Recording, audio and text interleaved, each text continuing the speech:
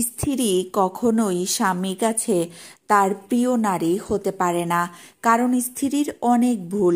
বেশিরভাগ লোককেই যদি প্রশ্ন করা হয় আপনার জীবনের সবচেয়ে প্রিয় নারীকে, স্বাভাবিকভাবেই অনেকেই উত্তর দেন মা, কেউ বলেন মেয়ে, কেউ বা বলেন বোন, কেউ বা বলেন নানি, কারণ সে তাকে কোলে পিঠে মানুষ করেছে। এমন অনেকগুলো সম্পর্কের কথা উঠে আসে। খুব অবাক লাগে, একজন মানুষও উত্তর দেন না যে তার বউ তার সবচেয়ে প্রিয় নারী। দিলেও হাতে গোনা খুব অল্প সংখ্যক মানুষ। আসলে বাঙালি পুরুষের সমস্যা, বউকে ভালোবাসি বললে মান সম্মান চলে যাবে, লোকে বউ পাগল বলবে, বউয়ের কাছে ছোট হয়ে যাবে, অথবা বাকি পুরুষদের সামনে সম্মান কমে যাবে। এমন একজন মানুষ কি নেই যার হাসপাতালের বেডের পাশে নির্ঘুম রাত কাটিয়েছেন তার স্ত্রী, অথবা একসাথে জীবনের যুদ্ধটা করবে বলে বাবার বাড়ির অভিজাত্যকে ধরে রাখে। স্বল্প বেতনের ছেলেটার হাত ধরে বাবার বাড়িটা ছেড়ে এসেছে।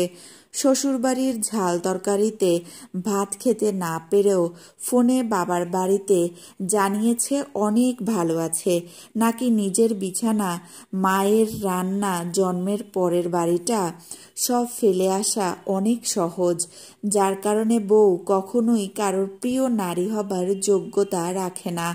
যে মেয়েটা সরাসরি স্বামী, সন্তান, সংসার নিয়ে পড়ে থাকে, অথচ নিজের দিকে খেয়াল রাখতেও সময় পায় না, সে কখনোই প্রিয় স্ত্রী হতে পারে না, প্রিয় মানুষ হতে পারে না, হতে পারে না প্রিয় বউ, হতে পারে না। এটাই হলো মেয়েদের জীবন, কখনোই কারোর প্রিয় হতে পারে না।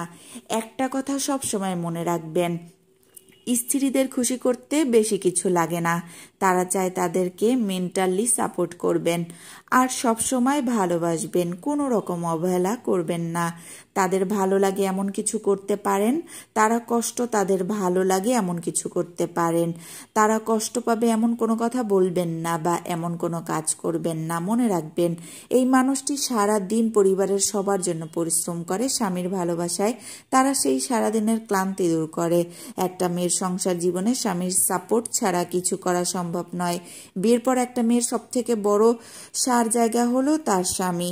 তাই স্ত্রীকে ভালোবাসতে শিখুন এবং অবহেলা, অভিযোগ করা থেকে বিরত থাকবেন। দেখবেন জীবনে খুব ভালো থাকবেন। স্ত্রী আপনার একমাত্র ভরসা শেষ বয়সে, তাই কখনোই স্ত্রীকে দুঃখ দিবেন না। সুখ দুঃখে সব সময় তার পাশে থাকবেন, তাকে সঙ্গে নিয়ে চলবেন। দেখবেন আল্লাহ খুশি থাকবেন। ধন্যবাদ সবাইকে।